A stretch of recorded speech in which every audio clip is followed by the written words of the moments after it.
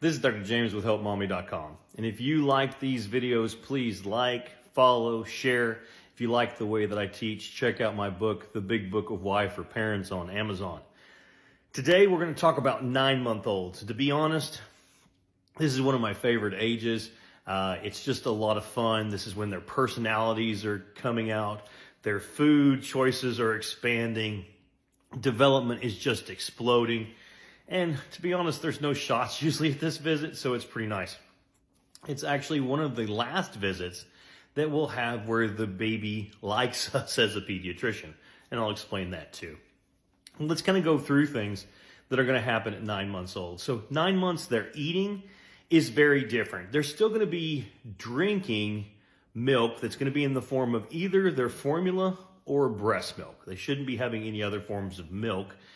As far as eating, I usually want my 9-month-olds to be at 3 meals a day and a couple of snacks, varies hugely on how much they'll eat.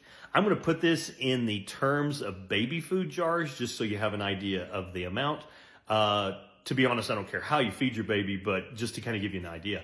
I will have babies that at 9 months are eating 3 of the stage 1 containers a day. Okay, so that's the smallest container. And then I will have babies that will be eating 9 of the stage 3. And this does not correspond with size. Some of my smallest babies are eating the most food. Some of the biggest babies are eating the least food. You just feed them according to what they want. And they're going to determine that. You will start to notice that at this age, the amount of milk that they drink is going down. They will have usually hit the peak amount of milk that they're going to drink, usually at around 6 months. And then as they start experimenting and eating more food, that's going to start going down. Usually by the time they're a year old, most of them are going to be down to about 12 to 20 ounces a day. As far as the types of solid food, I will have babies that are eating just still baby food. I will have babies that are eating table food. A lot of them, it's a mixture. At 9 months is when I start telling people that I do from 9 months to a year, I want to start introducing more and more table foods. Really, by the time they're a year old, I want them mostly on table foods. Where you're using baby food or purees or something, just as a convenience, like if you're going to someone's house and they're not going to be eating something that the baby can have, or if you're going out to restaurants or something like that. But for the most part, by the time they're a year old, I want them on table food. The only hard and fast stuff that I stay away from is I don't want them to have any honey, and I don't want them to have any choking hazards.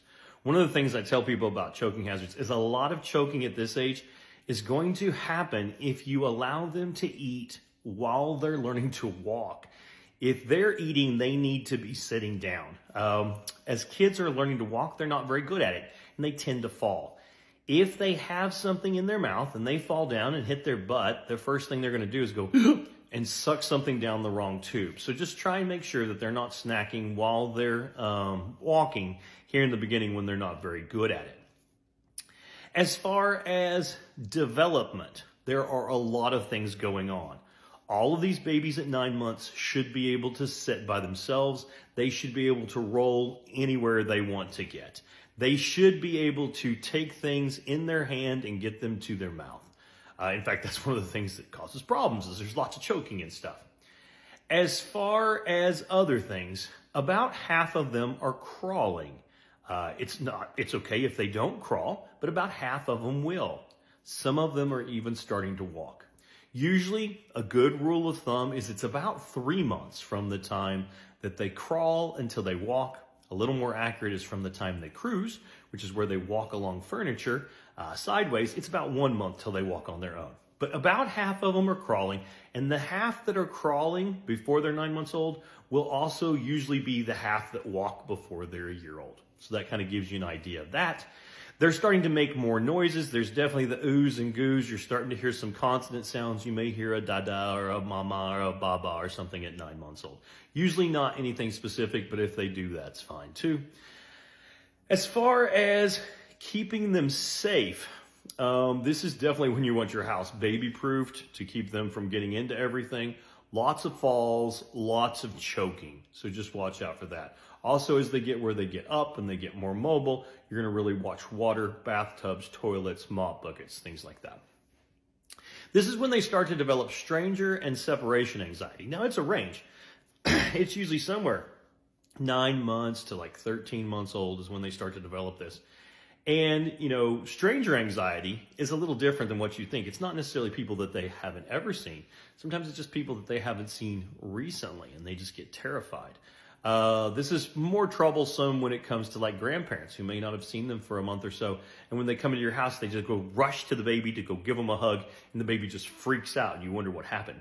Nothing happened. It's just stranger anxiety.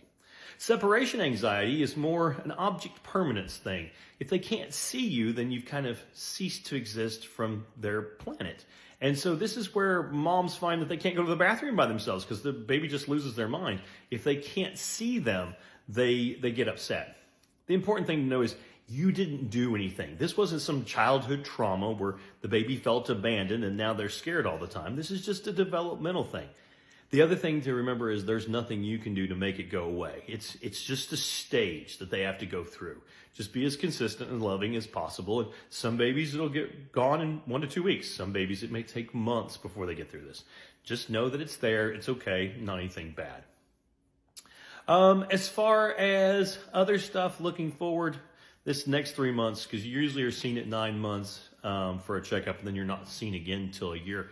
Just a ton of stuff is going on.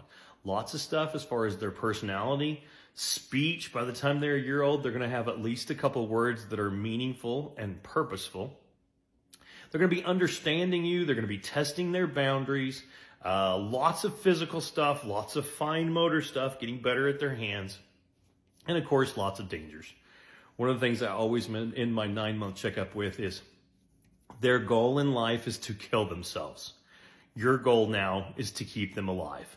I think they have 7 plans each day to cause themselves physical harm.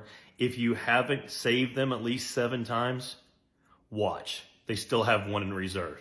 It's a great time. It's a fun time. These kids are very energetic. They're lots of fun. They're lots of work, and of course they're going to get even more work when they get mobile, but just watch for that. As they're getting where they're crawling and you're talking about baby proofing and stuff, put yourself in their situation. Get down on your hands and knees, look around, find all the things. What can I bump into? What can I eat? What can I put in my mouth? What can I fall off of? Look at those dangers and try to remove them before you actually find out that, oops, that was a danger. It's a great time. Enjoy your baby and look forward to talking to you about the 12-month checkup.